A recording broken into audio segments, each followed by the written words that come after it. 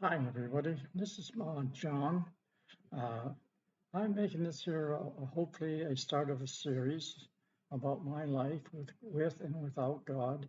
I wasn't saved until I was 74 years old, and but I always believed in Jesus, and I think that's mainly because of I heard His name during the Christmas holidays and Easter and that, and but I didn't really take it serious, and our family didn't go to church on a regular basis. In fact, rarely, maybe once, twice in my uh, teenage life that I can remember. And it always was present in my mind because I have dreams and at that time also visions, but I didn't really understand the vision part of it, and I didn't call them visions. And I was always told that my dreams were just nightmares and not to worry about it. So I went on through life wondering. And then one day, uh, I was working for a machine shop, and uh, and I got the job from it was a kind man who owned a factory, and I knew him from earlier days when his daughter and me and my brother belonged to a 4-H horse club, and I think he just remembered me because I was looking for a job back in 1957 during the recession, the Eisenhower recession, and and I heard on the radio saying uh, that recession is good for the nation, and except it wasn't good for me. And I just went up from one place to another. I just went out and just whatever the thing was, I stopped in all the stores and businesses looking for a job, and I came to this manufacturing which company which he owned, and there's a machine shop, made parts for the government and mainly tanks uh, parts, and quite a few parts for Ford and Chevy, and some other odd ones that come in once in a while. And which was fine all right. And I think the man blessed me a lot by giving me the job because I was young and needed work. And he kept me on, and I was trained on what they call a machine called the broaches. And for those who know what a broach is, it's like a milling machine or a mill with instead of having the tool go around in circles and cutting out to your shape, you you put it, straighten it out like a long bar, and you put it on a ram and it goes through.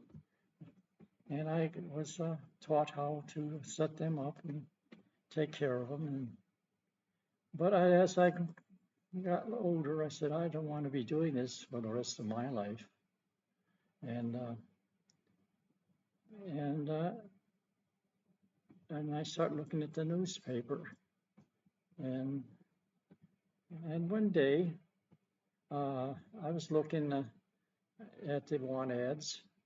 At that time, there was always a lot of want ads in the paper, and I come across this here article about a school. Well, to back up a little bit, just about a week before that, I had a dream, and the dream was I found myself standing at the entrance uh, of a parking lot, looking across the street at an old, really old building that still had uh, metal stairs on the side that folded up in that in case of fire escape. And next thing I found myself inside, and I started walking through the corridors and the door and that, and I stand on my right. uh, uh, a room was all glassed in and looked like uh, it was an old machine with a lot of wires on it, something like a computer of the old days when you uh, that were MS logic, which is transistor, real transistor type logic on it. And I looked up, down the hall and I could see a lunchroom with a picnic table. And I seen to the left a table sitting in front of a door. And I walked past that and went up the stairs to the next floor. And there was the stairway was well worn. You could wooden steps that were well worn with years of travel. And I came into the upstairs hallway and I start walking down, and on the right hand side there was a couple of classrooms that looked like my old labs in high school. They had the black tables and gas and water and all that kind of stuff. And on the left side there were a few small rooms with maybe like they could hold 10, 15 people for classrooms. And I kept on walking and I came to a lunchroom in the back and walked inside, and there was a little counter in that, and behind the counter was a young lady. She was blonde, and then I woke up. So, anyways, this I back to the ad. I seen that listing of ad for students to come part time, or in this case, every night, but at night. There's night school or day school, but I looked at the night school and I thought, well, why don't I just call them, see what they really have to say? And of course, he wouldn't tell me anything over the phone. He had to come and see me, which was a long ways out because I lived in the sticks, as they say back home. And they always said God's country. And he came out and gave a test to me, and I passed it. He says with flying colors. He never seen anybody give this good a score, which I think is trying to butter me up because he wanted money out of me. So I listened to him, and he told me the price, and I said, "There's no way I can afford that." He says, "How about paying $20 a week each?" And I said, and I was making about $78 a week at that, and I said, And I said, well, I really wanted to change my life. I said, I'll do it. And we signed the papers, and he gave me directions to this. And I lived out in a small town called Belleville, and I had to drive into Detroit to the school after work. So I signed up for it, and then the following week, I went down there for the first time and following the directions, and holy Lord, I pulled in this parking lot and I looked across the street, and there it was, that building I saw in my dream, exactly like the building I saw in my dream, sitting there with the steel rails, side fire escapes. And I went inside, and there was that room on the right-hand side with that machine in it, and looked down the end, and there was that picnic table sitting in the back.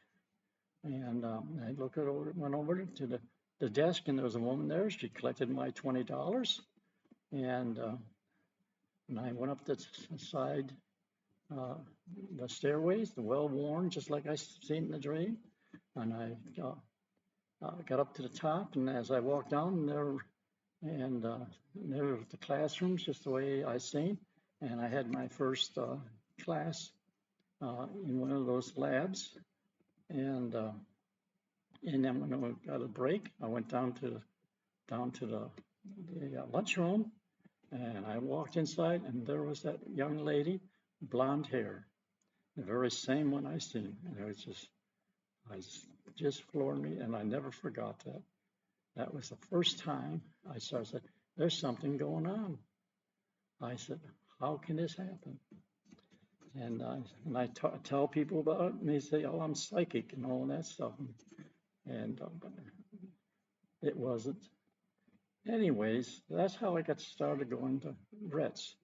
And from there, I went 2 years uh, to school at night, and I was working, and I know the company I worked for, and they didn't want me to leave, so they started offering me all kinds of things. First thing they did was, well, you got to work 10 hours a day now, and that was five. I was working 5 days, and they said it didn't slow me down. I kept going, and then they said, well, we need help on Saturday. You're going to have to come in and work Saturday too.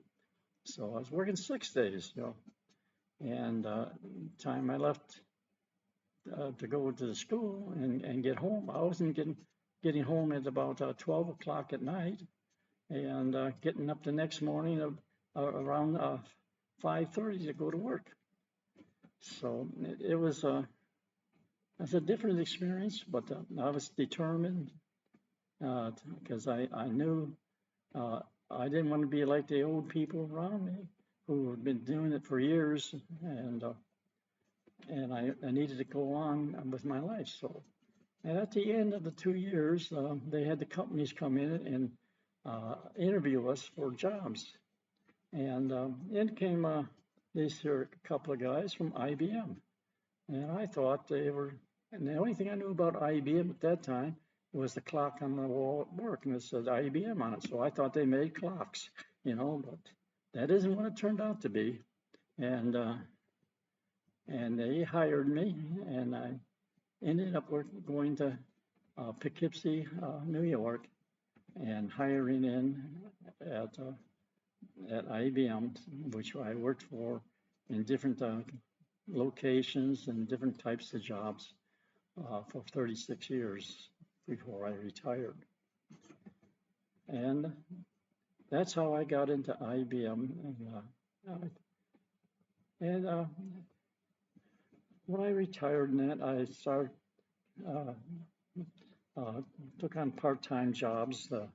I thought to make some extra money, and the people I worked for, and one of these part-time jobs was Walgreens, and another one was the News and Observer. But the Walgreens one was I was working with a woman manager, and the guy, the store manager, needed somebody to work nights because they were open 24 hours and they can't get people to work nights. I said, and he only gave the only thing he could guarantee you get at least 40 hours a week, which I thought was unusual. They know how things work. They keep it under a certain amount of hours. They know they don't have to pay a lot of benefits. But I took that, and I enjoyed the life, and the woman I had. It turned out that she was a minister at her church, and I just kept watching her. I didn't know anything about her or anything, and I just see him doing. And then I was working 2 weeks on and a couple of weeks off, and part of that time there was another manager came in, and she was involved with her church, and she didn't say much to me. I seen people coming in and asking her about Bibles questions, and she's answering them and all that. And she invited me to come out, to see the church on Wednesday, and I just watched it and then took over, and I said, I kept thinking about it and just let it go, and then one day I decided, yes, I'll go. And I went on a Wednesday night. My wife was at bingo, so and I liked it because the man who was pastor there had a prophetic thing about it, and through him I started learning that my dreams and that weren't nightmares, and they weren't of some psychic thing in that. It's something that God gives to you, and it's something that God talks to you about. And anyways, after a few weeks, I was sitting. I had after a couple of weeks that I got a new manager at night, and because the one that asked me to come to her church had changed places, or changed work areas, and I knew, and she turned out to be from the same church. It's like I said, wow, it looks like a, and she's worked on me, of course, and I say, wow, it's three hits. I say, God, it's now put three people in front of me, and so I was sitting in church with her one day, and he called for an altar call, and he said, "You don't even have to get up and come up." And then, well, he's doing the saving of people, and then I said to my manager, I says, "I don't know if I'm saved or not, because I tried before to go to a church and get saved, and I found out I was only a number of people that went to the altar, and they didn't even bother to ask me my name. So that kind of kept me away. But anyways, I'm now. She said, I said, I don't know if I'm saved or not. And she says, do you believe in Jesus and the resurrection? I said, oh yes, of course I do. And nothing happened. Others were falling on the floor, and I just thinking, well, I guess it didn't take until I got up the next morning, and my life changed. The first thing I remember, I had a room up, a spare bedroom with my computer and a spare TV and other stuff that I work on. And I had I remember a red couch sitting there, and I was sitting on, and all of a sudden, I seen this here newspaper, the news is a front page, right in midair, show up in front of me, and it scared me so much. That's I never had that happen before, and I forgot to look at the page. But that's sort of the start of it, and I start seeing visions upon visions, and and and and and also a lot of dreams about people, mostly about people, and I found myself praying for people, because I know the pastor says, well, you got to start praying. He says, 5 minutes a day, try 5 minutes a day. I said, what am I going to say for 5 minutes a day? Well, 5 minutes turned into 15. And the next thing I know, I was sitting there one day, and on the edge of my bed, just praying for different people and that, and I finally finished up, and I looked at the clock, and I was there for 3 hours and didn't even feel like it. So that's what started my life with God. And so this series, I'd like to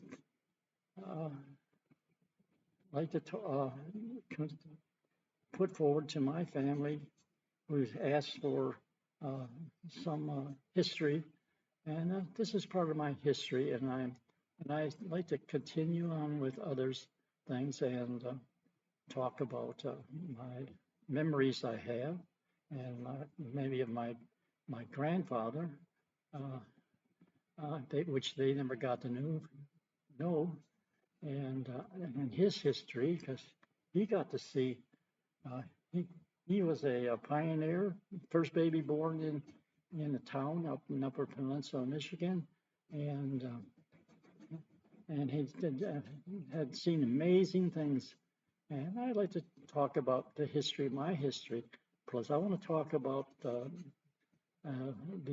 things that I've witnessed with the God, and what He has shown me. And I assure you,